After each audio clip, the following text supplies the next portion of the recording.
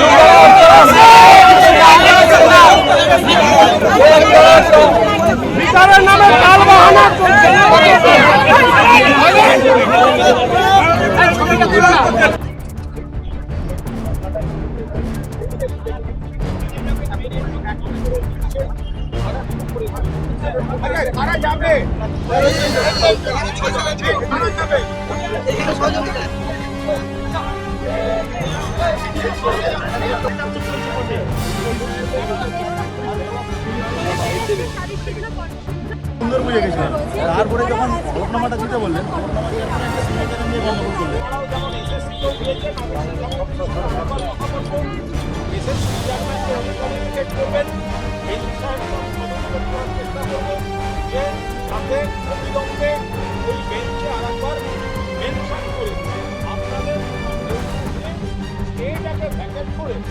আমাদের প্রেয়ার হচ্ছে যে যদি মনে হয় যে এটা পরে হিয়ারিং করবেন, কিন্তু হাইকোর্ট যেন অন্তত আপনাদের কোনো কন্ডিশনাল অ্যাপয়েন্টমেন্টও যদি দেন, তাহলেও মনে হয়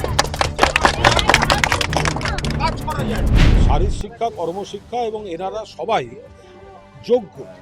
এনারা একটা ধর্নায় ছিলেন, সেখানে একসময় ওরা আমায় আমন্ত্রণ করেন, আমায় নিয়ে যান। ওনাদের বক্তব্যগুলো আমি মাননীয় মুখ্যমন্ত্রীকে জানাই।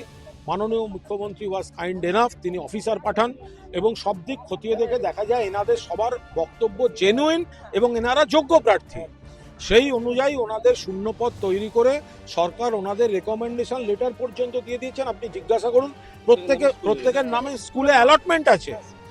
এবার যখন এতগুলি যোগ্য ছেলেমেয়ে, যেখানে সিবিআই নেই, অনিয়ম নেই, দুর্নীতি নেই, তারা যখন চাকরিতে জয়েন করতে যাবে, তখন একজন অকৃতকার্য ব্যক্তির দিয়ে মামলা করিয়ে কয়েকজন স্টে করিয়ে এদের চাকরিটাকে আটকে রাখলেন। এবার 2 বছর ধরে এই ছেলেমেয়েগুলি কিন্তু কোর্টের চক্কর খাচ্ছে। কখনো তারা রাজ্য সরকারের কাছে আসেন, রাজ্য সরকার প্রাথমিক কাজটা হয়ে গেছে, রইল বাকি আইনের লড়াই। অনারেবল এজি যথেষ্ট কোঅপারেট করে চেষ্টা করছেন। ওনাদের বক্তব্য নিয়ে আমি একদিন এজি সাহেবের কাছে গেছিলাম, শিক্ষামন্ত্রী গেছিলেন। এবার আদালতের একটি বেঞ্চ, তারা এটা সমাধানও করবেন না, ছাড়বেনও না। এটা কি করে হতে পারে যে এক একটা করে তারিখ পে তারিখ আর যোগ্য ছেলে মেয়েগুলো রাস্তায় ঘুরে বেড়াচ্ছে? দেখুন, মূল দাবি একটি হচ্ছে নিয়োগ চাই। আমরা 22 মাস ধরে বঞ্চিত। সরকার আমাদের রেকমেন্ডেশন দিয়েছেন, সেই রেকমেন্ডেশনের বলে আমাদের অ্যাপয়েন্টমেন্ট হলে আমরা স্কুলে জয়েন করতে পারবো, সবাই যোগদান করতে পারবো। এটাই হচ্ছে আমাদের মূল দাবি। বিষয়টা হচ্ছে একজন বিচারপতির আন্ডারে দীর্ঘদিন ধরে 22 মাসের অধিক স্টে অর্ডার হয়ে পড়ে আছে, কোনো জাজমেন্ট হচ্ছে না। আমাদের একটি দাবি, বিচারপতি মহাশয় উনি দেখুন, হয় কন্ডিশনাল অ্যাপয়েন্টমেন্ট, অথবা যাতে এই বঞ্চিত ছেলেমেয়েরা যে অসহায় পরিস্থিতির মধ্যে দিনাতিপাত করছেন, যেভাবে আন্দোলন করে পথে ঘাটে রাস্তায় দিনের পর দিন কাটাচ্ছে, সেইটা থেকে মুক্তি পেয়ে স্কুলে গিয়ে যাদের ছাত্রছাত্রী পড়ানোর কথা তারা রাস্তায় পড়ে আছে। এটা আমাদের এটাই দাবি যে মাননীয় বিচারপতি মহোদয় আপনি দেখুন। আমরা 2016 সালের পরীক্ষার্থী। 2000 শারীরিক শিক্ষা নোটিফিকেশন বের হয় 2016-তে, 17-তে পরীক্ষা হয়। তারপর থেকে পর্যায়ক্রমে একটার পর একটা পথ এড়িয়ে গিয়েছে। একটার পর একটা পর্যায়ক্রমিকভাবে এগিয়েছে, কিন্তু লাস্ট 2022 সালে আমাদের নভেম্বর মাসে আমাদের রেকমেন্ডেশন পেয়ে যাই আমরা স্কুল জয়েন করা 1 সপ্তাহ 2 সপ্তাহের মধ্যে, কিন্তু আমরা তখন থেকে কোর্টের দোলাচলে আমরা পুরোপুরি আটকে গেছি।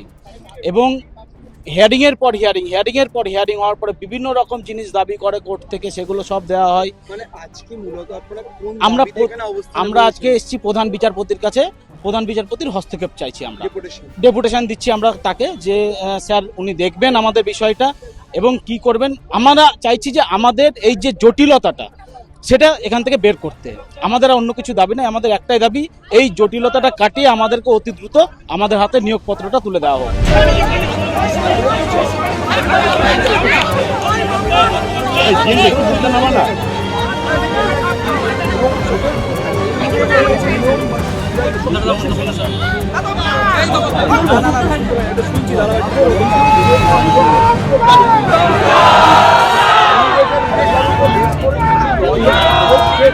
চুপ কর না।